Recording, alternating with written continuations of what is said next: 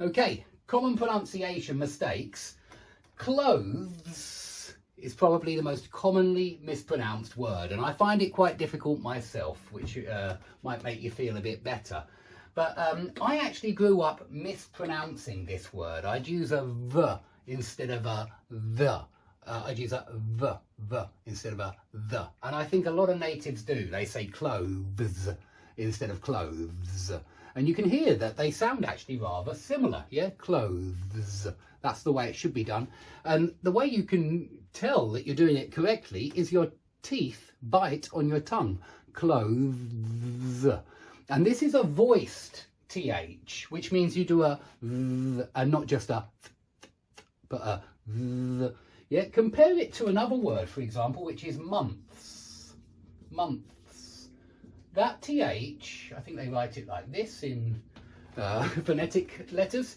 That TH, and then there's an S afterwards as well. It's an S sound, yeah? Months. Months. But this one has got your vocal cords ringing at the end. Clothes, clothes, clothes. I hope you can tell as well that it's only one syllable. Yeah, there's the syllable. Clothes. It's not clothes, which is what some students say. They make it two syllables and they go clothes, clothes. And that's not right at all. And no one will understand you if you say clothes. And so say clothes, clothes, clothes. It's really very difficult for me too. And so I practice, yeah, and you can practice too, with little sentences like this. And I've made up quite a few for a pronunciation course which is coming very soon, and you get these on the course obviously. But he is loath. That means reluctant, by the way, if you're not sure what that means. It means unwilling. Reluctant, unwilling. Maybe you might be more familiar with unwilling. But he is loath. That's one of these THs. It's one like that. It's voiceless. He is loath to admit that he loathes. Yeah, that's like clothes. It's exactly the same. It's that hard voiced TH and then a Z. That he loathes thy clothes. So you've got to do it twice at the end, yeah, to practice. And of course, it's not easy.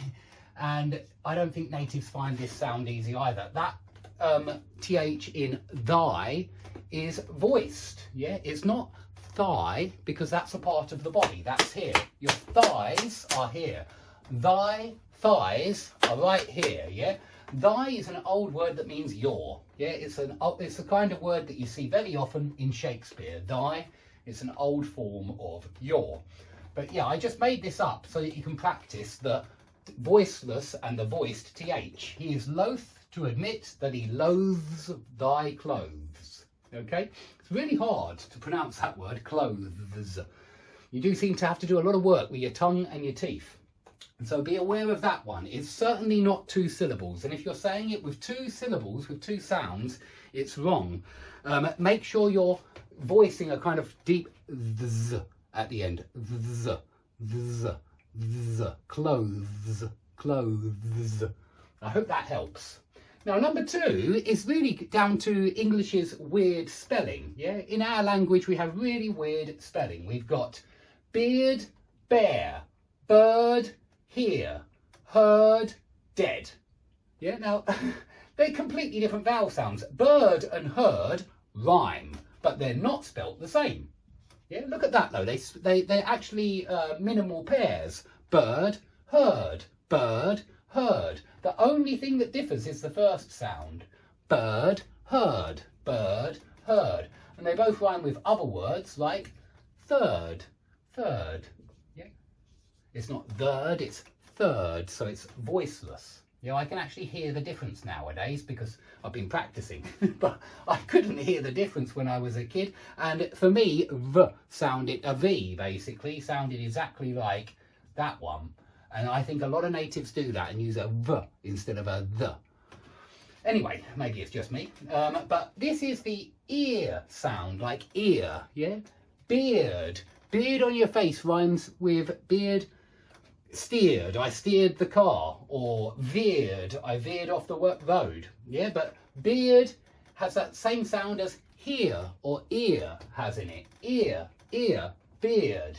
It's not the same sound as bear, that air sound. That's like air, the air we breathe, bear.